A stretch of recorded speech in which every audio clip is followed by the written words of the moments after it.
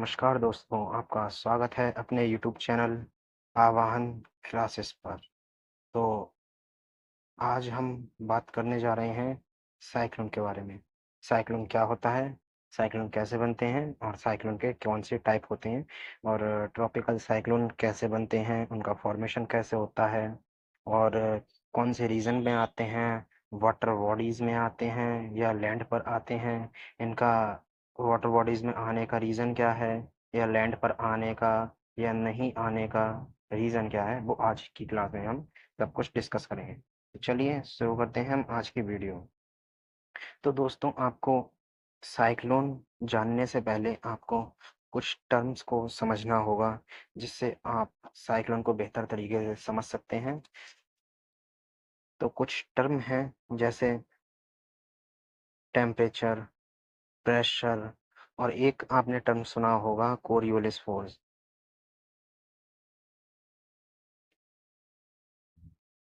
Coriolis force, Coriolis force, ठीक है। तो आपको इन सब के बारे में पहले पता होना चाहिए कि ये क्या होते हैं। अगर आप इनके बारे में आपको इनके बारे में पता होगा तो आप अच्छे से रिलेट कर पाएंगे कि साइक्लोन क्या होता है, कैसे फॉर्म होता है और ये जो टर्म है कैसे साइक्लोन के फॉर्मेशन में रोल प्ले करती हैं। तो चलिए शुरू करते हैं, हम समझते हैं एक एक करके कि टेम्परेचर। दोस्तों, आपको पता होगा टेम्परेचर जो है इन्वर्सली प्रोपोर्शनल होता है प्रेशर के। मतलब जहाँ पर टेम्परेचर ज़्यादा होगा वहाँ पर प्रेशर कम होगा, और जहाँ टेम्परेचर कम होगा वहाँ पर प्रेशर ज़्यादा होगा। ये रिलेशन आपको याद रखना है, ये मैथमेटिकल टर्म है, लेकिन आप सिंपली समझ सकते हैं। जैसे अगर टेम्परेचर कहीं ज़्यादा है तो प्रेशर कम होगा और टेम्परेचर कम है तो प्रेशर ज़्यादा होगा। ये रिलेशन आपको याद रखना है, ठीक है दोस्तों। और एक टर्म हमने आपको बताई थी कोरियोलिस फोर्स। कोरियोलिस फोर्स क्या होता है, तो इसको समझने के लिए हम आपको सबसे पहले एक डायग्राम बनाकर बताते हैं। जैसे ये है हमारी अर्थ, जो कि वेस्ट से ईस्ट की ओर रोटेट करती है, वेस्ट टू ईस्ट की ओर।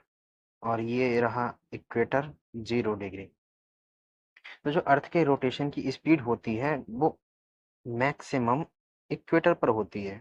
मतलब जब अर्थ रोटेट करती है, आप देखना अपने ग्लोब, आपके पास अगर ग्लोब हो तो उसे रोटेट करके देखना, तो जो उसकी मैक्सिमम स्पीड होती है वो इक्वेटर पर होगी। लेकिन जो मिनिमम स्पीड होगी वो पोल पर होगी, नॉर्थ पोल और साउथ पोल। कोरियोलिस फोर्स जो होता है वो इन्वर्सली प्रोपोर्शनल होता है अर्थ की रोटेशन स्पीड के, रोटेशन स्पीड ऑफ अर्थ। जो कोरियोलिस फोर्स होता है वो अर्थ के रोटेशन की स्पीड के इन्वर्सली प्रोपोर्शनल होता है। ये रिलेशन आपको याद रखना है। जब अर्थ रोटेट करती है स्पीड में, मैक्सिमम स्पीड उसकी होती है इक्वेटर पर, तो यहाँ पर जो कोरियोलिस फोर्स होगा वो होगा 0। मतलब मिनिमम कोरियोलिस फोर्स यहाँ पर होगा, लेकिन जो अर्थ के रोटेशन की स्पीड कहाँ पर ज़्यादा होगी, इक्वेटर पर, इक्वेटर पर ज़्यादा होगी। और जो कोरियोलिस फोर्स जो मैक्सिमम होगा वो अर्थ के पोल पर होगा, पोल पर होगा, नॉर्थ पोल साउथ पोल, या साउथ नॉर्थ पोल ये, साउथ पोल ये। तो जो कोरियोलिस फोर्स होता है वो अर्थ की रोटेशन की स्पीड के इन्वर्सली प्रोपोर्शनल होता है। ये रिलेशन आपको याद रखना है। मतलब अर्थ को आप रोटेट करेंगे तो अर्थ का जो मूवमेंट होगा जो सबसे ज़्यादा इक्वेटर पर होगा। तो वहाँ पर इक्वेटर पर जो अर्थ रोटेशन की स्पीड की वजह से यहाँ पर जो कोरियोलिस फोर्स होता है वो 0 हो जाता है, मतलब मिनिमम हो जाता है। ये अर्थ के रोटेशन की स्पीड की वजह से होता है। और जो मैक्सिमम होता है कोरियोलिस फोर्स, वो जब अर्थ यहाँ पर स्लोली रोटेट कर दे तो यहाँ पर कोरियोलिस फोर्स सबसे मैक्सिमम होता है अर्थ के रोटेशन की वजह से। ये आपको रिलेशन याद रख। कोरियोलिस फोर्स, चलिए हम आपको मैप से समझाते हैं। कोरियोलिस फोर्स में थोड़ा सा रह गया था बताने के लिए, वो हम आपको बता देते हैं। जब कोरियोलिस फोर्स, जैसे ये अर्थ है तो ये अर्थ इक्वेटर है, इक्वेटर पर जो कोरियोलिस फोर्स होगा वो 0 होगा और पोल्स पर मैक्सिमम होगा।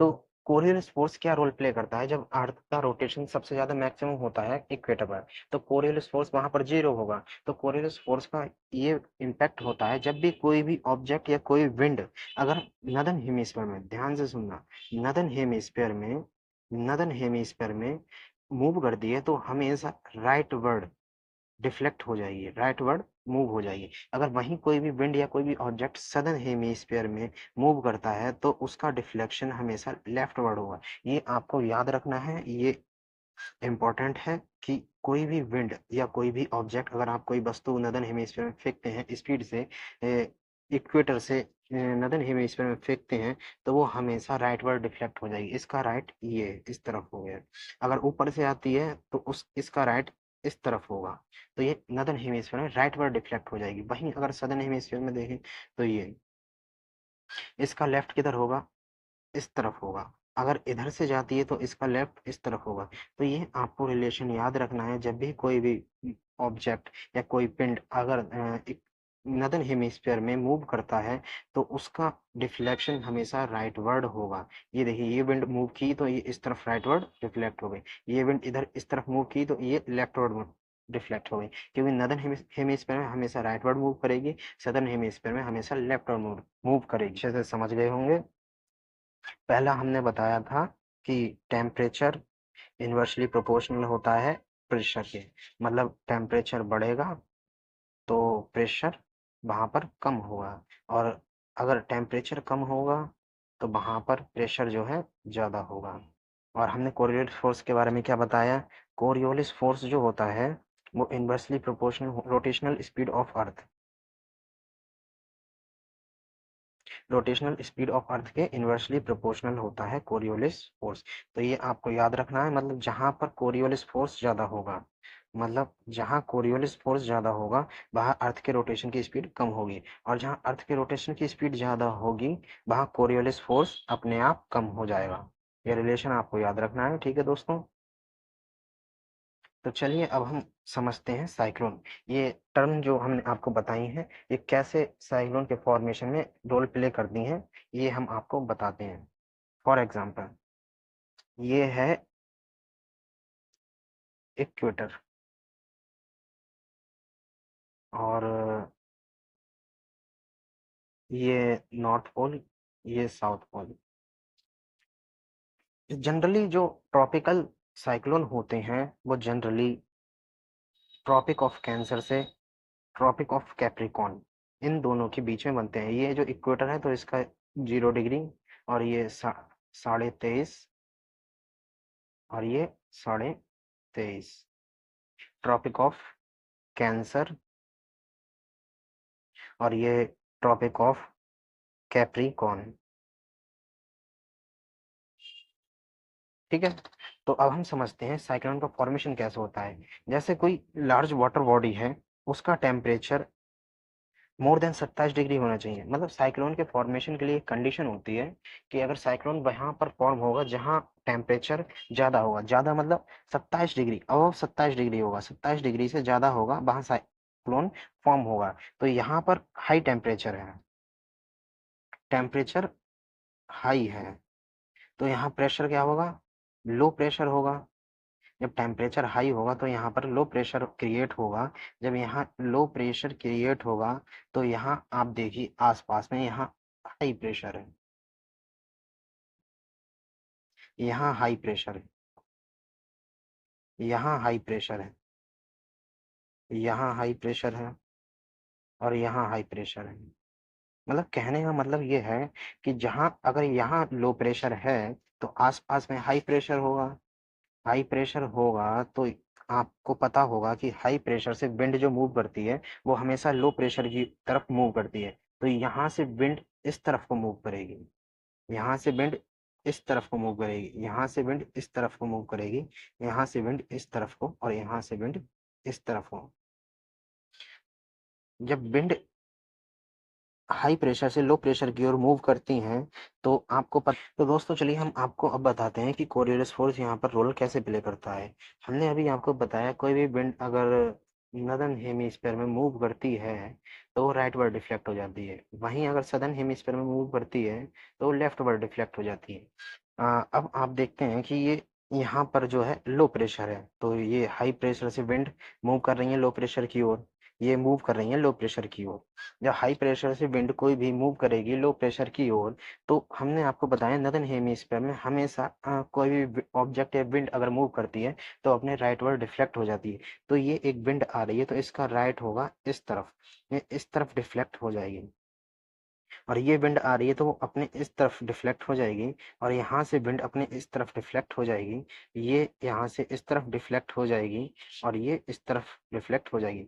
तो आप देख पा रहे होंगे यहाँ पर जब विंड मूव कर रही है तो ये एक सर्कल बना लेती है। जैसे ये विंड अगर आगे बढ़ेगी तो ये इस तरीके से ये विंड आगे बढ़ेगी, और ये इस तरीके से ये विंड आगे बढ़ेगी, ये इस तरीके से ये विंड आगे बढ़ेगी, ये आगे बढ़ेगी, तो एक साइकिल का फॉर्मेशन ले लेती है जो कोरियोलिस फोर्स की वजह से होती है। और ये साइकिल का फॉर्मेशन ही साइक्लोन कहलाता है। जब ये साइकिल बार बार जनरेट होती है, ये अपने घूमती रहती है, अपने एक लूप बना लेती है, तो ये एक साइक्लोन का फॉर्म ले लेती है। इसी के लिए हम साइक्लोन बोलते हैं। तो आप समझ गए होंगे कि साइक्लोन क्या होता है। चलिए हम आपको दोबारा समझा देते हैं। जैसे ये यहाँ लो प्रेशर था, तो कोई भी 27 डिग्री टेम्परेचर है, हमने आपको बताया एक कंडीशन होती है साइक्लोन के फॉर्मेशन के लिए। कहीं जहां भी टेम्परेचर हाई होगा, हाई मतलब 27 डिग्री से अबव होगा, मतलब अबव दी 27 डिग्री होगा, उससे कम नहीं होना चाहिए, 27 से ऊपर होना चाहिए। अपना 28 हो, 50 हो, 40 हो, कितना भी हो, लेकिन 27 डिग्री से अधिक होना चाहिए। तो कोई भी यहाँ पर 27 डिग्री टेम्परेचर है, हाई हाई टेम्परेचर, तो लो प्रेशर क्रिएट होगा, तो लो प्रेशर पे हमेशा विंड हमेशा हाई प्रेशर से लो प्रेशर की ओर मूव करेंगी। जब विंड लो प्रेशर से हाई प्रेशर से लो प्रेशर की ओर मूव करेंगे तो कोरियोलिस फोर्स की वजह से ये एक साइकिल का फॉर्म ले लेंगे। इस तरीके से मूवमेंट होगा, इस तरीके से मूवमेंट होगा, तो इसके लिए हम क्या बोलते हैं, साइक्लोन बोलते हैं। चलिए हम आपको और अच्छे से समझाते हैं, कुछ डाटा, कुछ फैक्ट अच्छे से बताते हैं। जैसे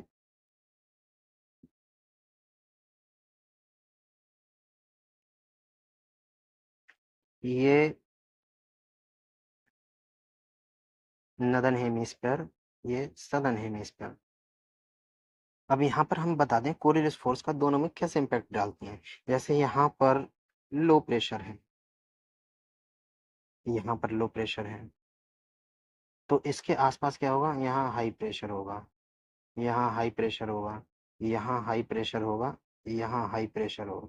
ठीक है। और ये यहाँ पर लो प्रेशर, तो यहाँ हाई प्रेशर होगा, यहाँ हाई प्रेशर होगा, यहाँ हाई प्रेशर होगा, यहाँ हाई प्रेशर होगा।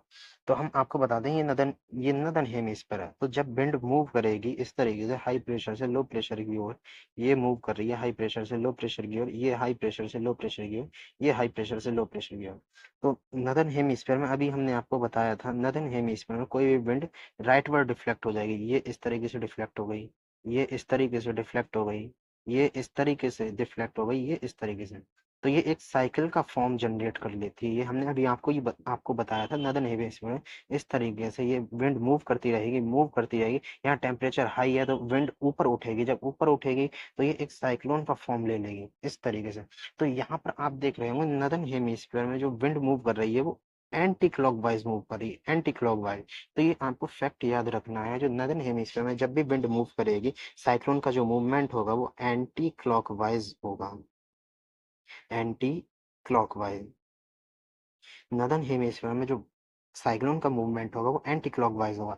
वहीं अगर हम सदर्न हेमिस्फीयर में देखें तो ये हाई प्रेशर से विंड लो प्रेशर की ओर मूव करेगी, ये हाई प्रेशर से लो प्रेशर की ओर मूव करेगी, हाई प्रेशर से लो प्रेशर की ओर। तो हमने आपको बताया था कि सदर्न हेमिस्फीयर में को जब भी कोई विंड या ऑब्जेक्ट मूव करता है वो अपने लेफ्ट डायरेक्शन में मूवमेंट होने लगता है, उसका लेफ्ट वर्ड डिफ्लेक्ट हो जाती है। तो यहाँ पर जो विंड मूव करेगी वो लेफ्ट वर्ड हो जाएगी, और जैसे ये विंड आ रही है तो ये अपने लेफ्ट साइड को डायरेक्शन में मुड़ जाएगी, ये लेफ्ट साइड, ये लेफ्ट लेफ्ट साइड, और ये लेफ्ट साइड। तो आप देख पा रहे होंगे ये इस तरीके से ये एक साइकिल का फॉर्म ले लेती है। ये जो साइकिल है, ये जो साइकिल आप देख रहे हैं ये क्लॉकवाइज मूव कर रही है, क्लॉकवाइज साइकिल मूव कर रही है। तो सदर्न हेमिस्फीयर में आपको याद रखना है बच्चे कि कोई भी विंड जब मूव करेगी या साइक्लोन का जो मूवमेंट होगा वो क्लॉकवाइज होगा।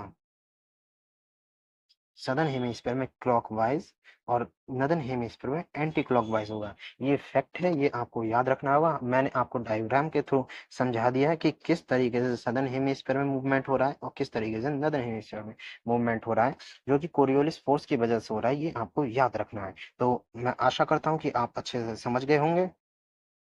तो इसमें आपके लिए हमें बताना था कि साइक्लोन तो इस तरीके से जनरेट होते हैं। तो यही है कि जो ट्रॉपिकल साइक्लोन होते हैं, ट्रॉपिकल साइक्लोन जो जनरेट होते हैं जनरली, ये इक्वेटर है और ये ट्रॉपिक ऑफ कैंसर 23.5 डिग्री, ये ट्रॉपिक ऑफ कैप्रिकॉर्न 23.5 डिग्री। तो जो ट्रॉपिक ऑफ कैंसर है उसका जो फॉर्मेशन होता है वो इसी बीच में होता है। इससे ऊपर ट्रॉपिकल साइक्लोन का फॉर्मेशन नहीं होता है। ये भी बात आपको याद रखनी है, क्योंकि यहाँ पर लार्जेस्ट वाटर बॉडीज होती हैं। तो यहाँ पर जो है साइक्लोन का फॉर्मेशन होता है, जो कि हमने एक नाम दिया है, ये ट्रॉपिकल साइक्लोन होता है। तो अभी हमने आपको बताया कि नदर्न हेमिस्फीयर में जो साइक्लोन मूव करता है वो एंटी क्लॉकवाइज मूव करता है और सदर्न हेमिस्फीयर में क्लॉकवाइज मूव करता है, एंटी क्लॉकवाइज। सदर्न हेमिस्फीयर में, नदर्न हेमिस्फीयर में एंटी क्लॉकवाइज। तो आप समझ गए होंगे जो ट्रॉपिकल साइक्लोन है उनका फॉर्मेशन कैसे होता है, नदर्न हेमिस्फीयर में कैसे होता है, सदर्न हेमिस्फीयर में कैसे होता है, और जो प्रेशर है, टेम्परेचर है, कोरियोलिस फोर्स है, वो ट्रॉपिकल साइक्लोन के फॉर्मेशन में कैसे रोल प्ले करता है। तो चलिए हम आपको एक और चीज बताते हैं कि जो ये हमारी अर्थ है, ये इक्वेटर है 0 डिग्री, और इतना, और ये 5 डिग्री साउथ, और ये 5 डिग्री नॉर्थ। ये आपको एक बात याद रखनी है, जो 5 डिग्री नॉर्थ से 5 डिग्री साउथ है, यहाँ पर साइक्लोन नहीं बनता है। कोई भी साइक्लोन नहीं बनता है, कोई भी साइक्लोन नहीं बनता है। ये बात आपको याद रखनी है। तो मैं आपको बता देता हूँ कि यहाँ पर साइक्लोन क्यों नहीं बनता है। साइक्लोन के फॉर्मेशन में टेम्परेचर, प्रेशर और कोरियोलिस फोर्स रोल प्ले करता है। तो वही हम आपको बता रहे हैं, जो कोरियोलिस फोर्स होता है वो इक्वेटर पर अब्सेंट होता है। कोरियोलिस फोर्स यहाँ पर नहीं होता है, जिससे कोई भी विंड जब मूव करती है हाई प्रेशर से लो प्रेशर की तरफ, जैसे हम आपको समझाते हैं।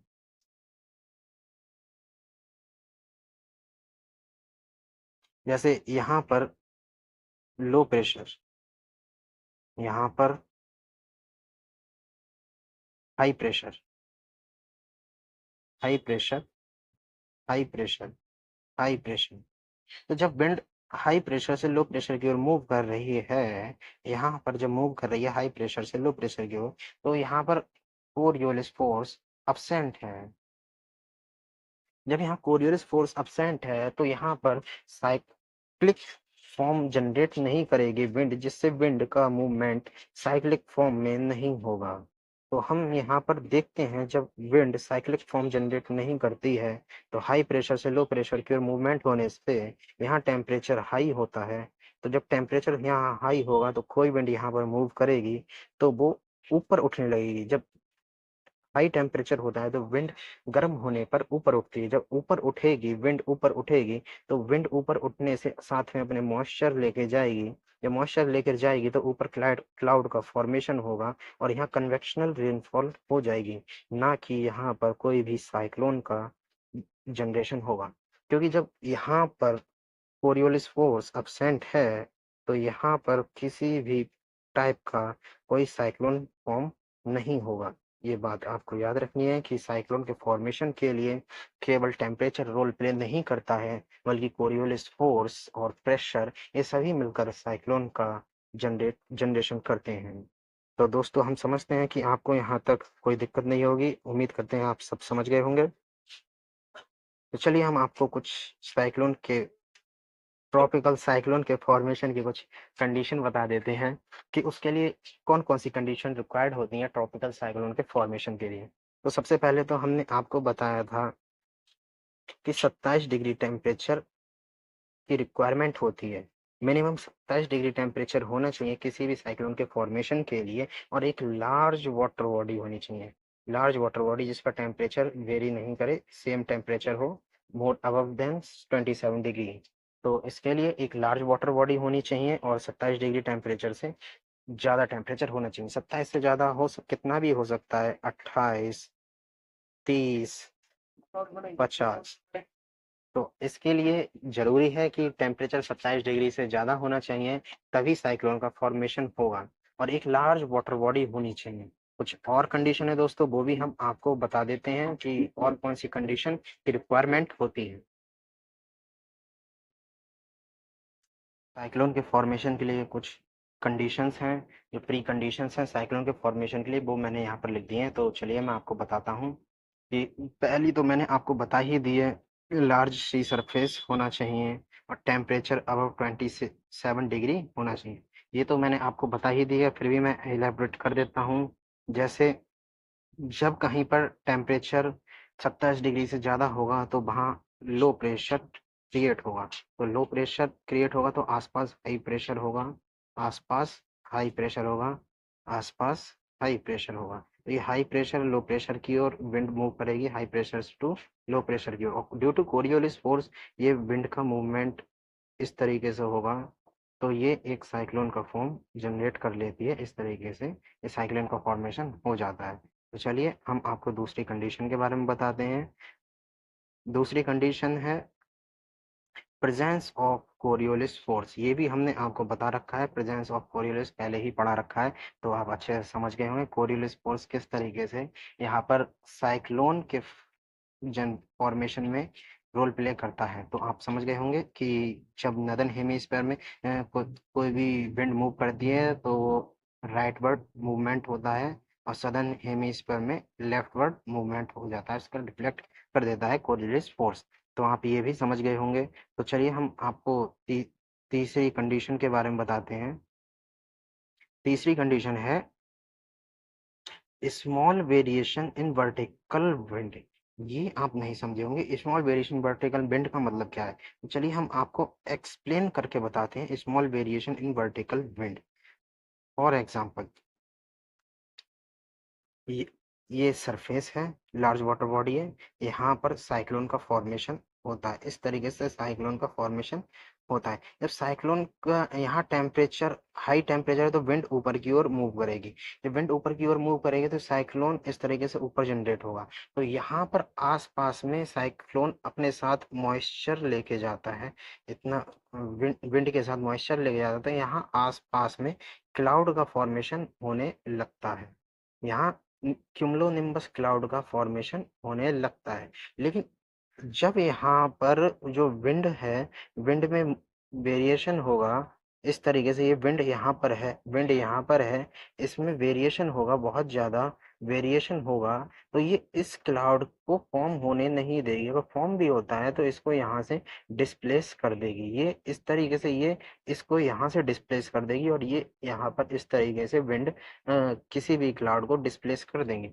तो साइक्लोन के फॉर्मेशन के लिए लो वेरिएशन होना चाहिए, लो वेरिएशन विंड में लो वेरिएशन होना चाहिए, डिफरेंस होना चाहिए स्पीड में, प्रेशर में या टेम्परेचर में, जो है लो वेरिएशन होना चाहिए, जिससे यहाँ पर क्लाउड का इजीली फॉर्म हो सके। क्लाउड इजीली फॉर्म होंगे जब यहाँ पर इस एरिया में क्लाउड इजीली फॉर्म होंगे तो ये यहाँ पर हैवी रेनफॉल करेंगे, और साइक्लोन इसी तरीके से मॉइस्चर ऊपर लेके जाएगा।